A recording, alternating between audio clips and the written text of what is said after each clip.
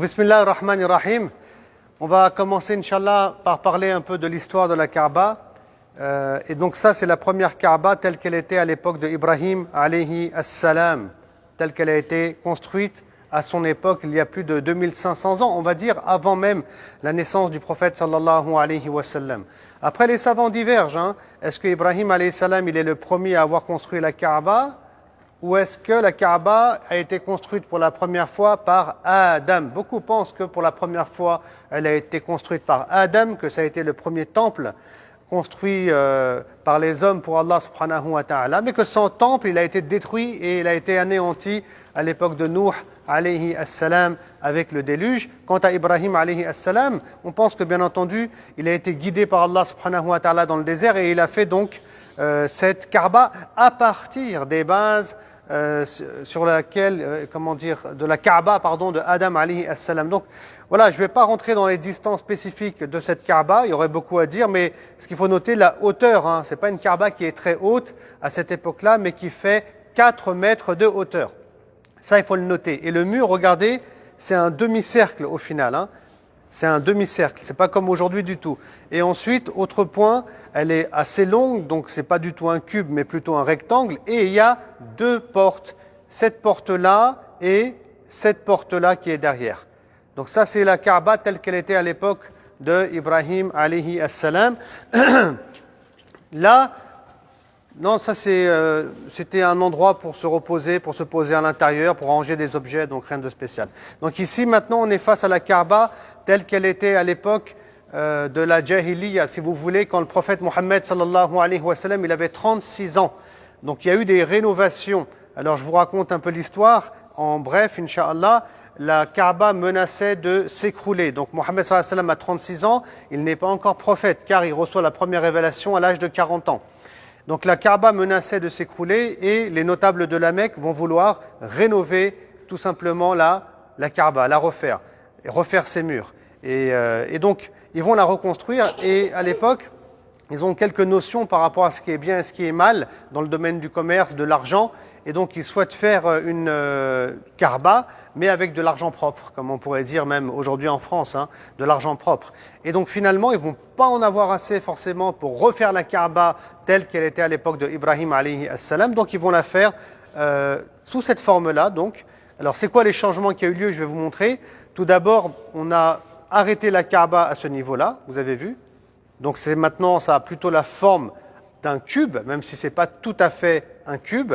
Et puis ensuite, pour mettre les limites de la Kaaba telle qu'elle était à l'époque de Ibrahim alayhi as-salam, donc on a rajouté tout simplement ce demi-cercle. C'est pour ça que quand on fait le tawaf, on tourne autour du demi-cercle. Et si on coupe à l'intérieur, alors bien sûr, le tawaf il est nul. Et si vous priez ici, vous avez prié à l'intérieur de la Kaaba. Bon, il n'y a pas forcément de hajar qui est... Comment? Voilà, on dit qu'aussi qu'en dessous de la gouttière, il y aurait donc une dua mustajaba. Et pour l'histoire, un jour, le prophète sallallahu alayhi wa sallam, il a dit à son épouse Aïcha, est-ce que tu veux prier à l'intérieur de la Kaaba? Alors elle a dit oui, bien sûr, ya Rasulullah. Et il a ramené son épouse à cet endroit-là précis. Donc on continue, Inch'Allah. Et ensuite, alors juste, je n'ai pas terminé en réalité. Excusez-moi, je suis allé un peu vite. Donc les changements qu'il y a eu là, donc vous avez bien remarqué, on a rajouté un toit. Et ensuite, on a allongé l'auteur. On a allongé l'auteur et on a condamné la porte qui est derrière. Donc, on a laissé qu'une porte qu'on voit de l'autre côté, donc là où vous vous trouvez en réalité.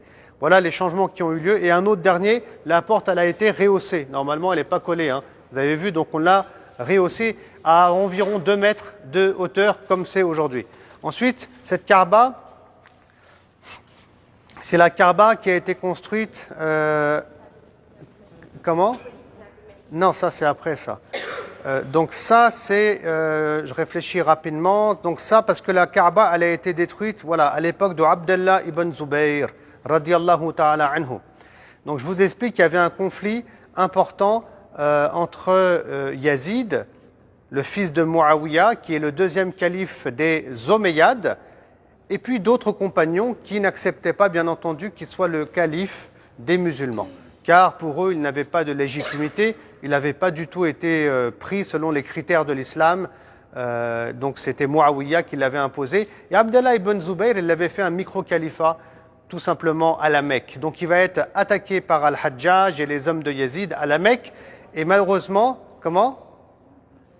Donc malheureusement, ce qui va se passer, c'est que la Kaaba, à cette occasion-là, elle va être anéantie et elle va être détruite, tout simplement. Et donc ensuite va venir, si vous voulez, donc le moment de la reconstruire. Et Abdallah ibn Zubayr, il est toujours présent, il n'est pas mort lors de cet événement. Et donc il va reconstruire la Kaaba. Mais il se souvient d'une parole du prophète sallallahu alayhi wa sallam qu'on retrouve encore chez l'imam al-Bukhari dans son authentique, qui a dit, le prophète sallam, il avait dit à son épouse que si mon peuple, donc les Qurayshites, ne venait pas de sortir d'une période d'ignorance, de jahiliya, j'aurais certes reconstruit la Kaaba un peu comme elle était à l'époque de Ibrahim alayhi as-salam. Mais le prophète sallam, il ne l'a pas fait pour ne pas choquer les gens.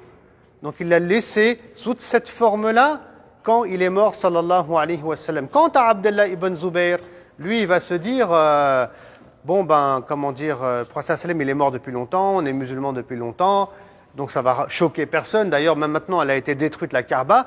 Donc il va la reconstruire un peu comme elle était à l'époque de Ibrahim alayhi salam, dans le sens où il va allonger la longueur. C'est pour ça qu'ici, vous remarquerez qu'elle est plus longue que la Kaaba précédente, telle qu'elle était à l'époque du prophète sallallahu alayhi wa sallam.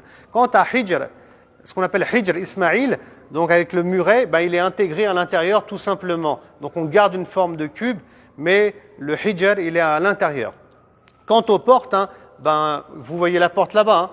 Donc moi aussi j'ai une porte ici, comme à l'époque de Ibrahim alayhi salam, et les portes elles ont été rabaissées au niveau du sol. Et ensuite, on est à cette époque-là, donc là on ne va pas s'attarder, c'est à l'époque de Al-Walid, c'est ça, Ibn Abdel Malik, donc toujours sous les Omeyyades. Et bien sûr, lui, il va partir d'un autre principe très intéressant. Il va dire, non mais attendez, le prophète sallam, certes il avait un souhait, qu'elle soit un peu comme à l'époque de Ibrahim, mais c'est un souhait, il ne l'a pas fait concrètement. Et quand on dit qu'il faut suivre la sunna du prophète sallallahu alayhi wa sallam, il ne s'agit pas de suivre ses désirs et ses souhaits, mais ce qu'il a fait concrètement et réellement, ses actes. Et donc, pour lui, il faut reconstruire la Kaaba comme elle était à l'époque du prophète sallallahu alayhi wa sallam, car la sunna, c'est les paroles, les actes réels du prophète sallallahu alayhi wa sallam et ses approbations. Donc il va la détruire pour la reconstruire comme elle était à l'époque donc du prophète sallallahu alayhi wa sallam.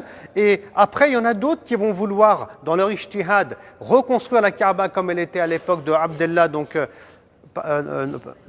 ibn Zubayr. Mais les savants, comme l'imam Malik et d'autres, ils vont dire non, on risque de perdre tout respect envers la Kaaba, et donc on va arrêter de jouer avec, on arrête de la toucher, et depuis ce jour-là, elle a cette forme-là. Et ensuite, on a une dernière Kaaba qui représente un peu la Kaaba telle qu'elle a été donc conçue avec ses draps, etc., donc dans une période, on va dire, beaucoup plus récente. Voilà, vous pouvez prendre des photos, bien entendu, Inch'Allah. Barakallahu fikum, et on va passer au panneau suivant.